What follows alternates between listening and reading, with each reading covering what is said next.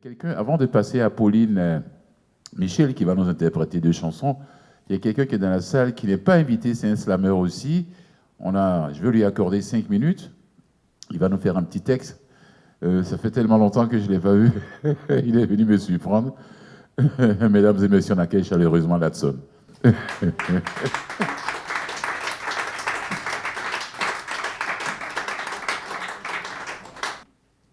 Bonsoir, chers amis. J'espère que vous allez bien. Ça fait très longtemps que je n'ai pas mis pied sur la scène de Vivement Poésie pour différentes raisons. Et je passais par là par hasard. J'avais un peu de temps libre aujourd'hui. J'ai dit, je vais venir dire bonjour à Fulgence. Donc, ce n'était pas prévu, mais j'étais très inspiré par votre texte, monsieur, Le souffle de l'Apocalypse. Et puis, je me suis dit, mais c'est un texte qui pourrait pratiquement être la conclusion d'un texte que je viens d'écrire récemment. Donc, je me suis dit, je vais partager le texte avec vous. Donc, je ne vais pas vraiment le faire en slam. D'habitude, je ne le fais pas avec la musique, mais on va changer un peu les choses aujourd'hui, vu que ce n'était pas prévu de toute façon. Donc, on va s'essayer avec la musique. Le texte s'appelle Virus.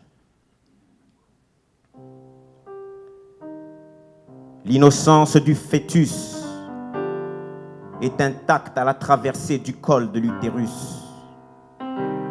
Hélas, en passant de l'adolescence à l'âge adulte, l'humain crache son venin et devient un véritable virus.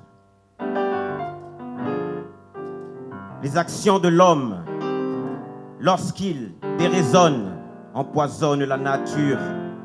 S'auto-détruire est un défaut propre à notre nature.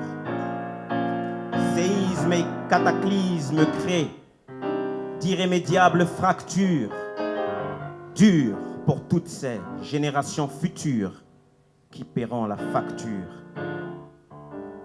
Donc si j'exprime toutes mes craintes et mes plaintes par mes écrits, c'est parce qu'on dit qu'aujourd'hui, l'amour est banni et l'orgie s'ensuit. Depuis que les anges et les démons partagent le même lit, ainsi l'innocence sombre dans la violence de la folie. La vie subit les maladies et les malheurs injectés par ces êtres humains infects qui infectent la planète. Elle devient fiévreuse vu la hausse des températures. Oui, c'est l'homme versus la nature et elle endure le virus. Être humain devenu virus nous injecte son venin et le virus. Oui, l'être humain est devenu un virus. Qu'il vienne de Mars ou de Vénus. Et la découverte de la tentation met à découvert nos vrais visages. Libéré de sa cage, l'animal en rage se multiplie et se propage. À croire que les hommes veulent siéger au trône du royaume animal, même processus que le virus soit réel ou digital. L'histoire mondiale a été frappée d'un mal chronique et viral. La soif de pouvoir n'est satisfaite que par la vision martiale. Ambition coloniale et la solution devient l'option militaire. Quand des têtes vides s'invitent à une fête de têtes nucléaires. Les territoires deviennent stériles. Des missiles sont nos semences. Conflits et guerres tuent notre terre qui paye le prix de la démence. Les graines et les récoltes ne sont plus saines, empoisonnent par les aliments. Oui, l'atmosphère déchaîne sa colère et sa haine par les éléments. Aux provocations, elle répond par les ouragans et les tsunamis. Le réchauffement climatique agit en réponse immunitaire à l'hémorragie. La version des rois lions fait face aux mensonges des chasseurs. Et les seules lois qui perdurent ici-bas naissent des menaces du vainqueur. L'humanité est prisonnière d'un cercle vicieux et perpétuel. La spirale reste la même du péché originel aux fausses nouvelles. Bref, de nos jours, l'histoire se raconte à triple vitesse. Celle du chasseur, celle du chassé et celle de la presse, qui s'empresse de diffuser le fléau sur les réseaux sociaux.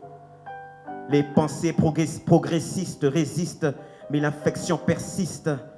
Et c'est l'alerte rouge pour une sphère bleue victime de marée noire. Les rêves de conquête de l'homme sont un cauchemar, un virus. Car quelles que soient ses croyances, l'homme veut être à la hauteur du Créateur. Et dans ce contexte de complexe de Dieu, on vise les cieux.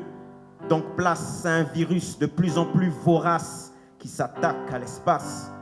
Car ici-bas, la survie de notre espèce se trouve dans une impasse. Croyant aller vers un avenir prospère, on fait du surplace. La survie de notre race dépend-elle de la colonisation de Mars? La terre est en sursis entre l'enfer et un paradis d'anges ivres qui cherchent encore la solution pour survivre à l'offensive du virus. Car de l'homo néandertalis à l'homo capitaliste, triste évolution vers un homo terroriste, un virus. Merci Fulgence.